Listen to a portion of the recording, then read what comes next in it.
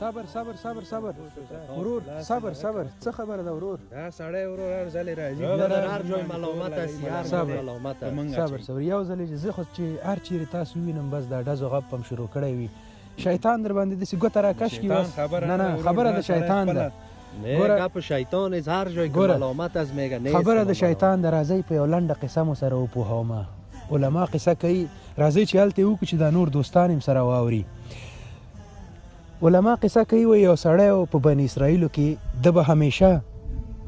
دا کلمات تکرارول اعوذ بالله من الشیطان الرجیم نو بله ورځ شیطان راغی او ده ته وویل چې دغه کلمات دا نور خلک هم تکراروي خو ته یې هره لحظه سهار او ماښام تکراروي څه بد مې در سره کړي فکر دې شو ورور وایي څه بد مې در سره کړي نو دا سړی وله وایي تا خو د خدای کمبخته ټول خلک دې تباه کړه وایي ما څه کړي دي تاسو چې دا جنګ کوئ د یو بل سره نو ټوپک زه تاسې ته لاس کې در کوم چې ورشه دا ووله زنا ته هم زه لېږم غلا دپاره هم زه راجېږوم ټول کارونه خپله کوئ او راتپئ په ما شیطان خو هوښیار د سړی راګیر چې کله سړی راګیر کړو نو سړي ځان سره فکر وکړو یاره د شیطان خبره کې خو وزن شته فکر دې شو د شیطان خبره کې خو وزن شته نو وایي ستا په دې کې څه کردار دی وایي زه خو یوازې ګوته راکش کوم نور ټول کارونه تاسې خپله کوئ خو راړوئ په ما وایي دا په ګوته راکش کولو دې پوه نه شوم وایي راځه چې زه دې پوه کړم هغه بازار ته بوځي په بازار کې یو دوکان وي په هغې کې شات ایښې وي دا لاړ شي هغه شاتو کې ګوته کیږدي او بیا یې په دیوال راکش کړي په دیوال یې راکش کړي کله چې په دیوال باندې شات ووهي نو ګوري چې هلته یوه دنه څیرمخکۍ وي نو د شاتو ته مچان راشي نو دا څیرمخکۍ خو د مچانې خوراک دی د څیرمخکۍ هغه دې پسې راټوپ کړي چې راټوپ کړي په دوکان کې د دوکان مالک یوه پیشو ساتلي یا پیشو دغه پسې ورټوپ کړي د څیرمخکۍ پسې په دې دوکان ته یو خریدار راغلی وي د هغې سره ښه یو سپی وي سپی چې پیشو ویني ګړز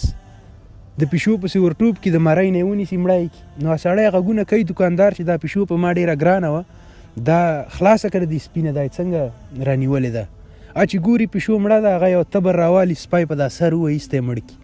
نو دا سپي والا ډېر زیات په قار چې تا خو زما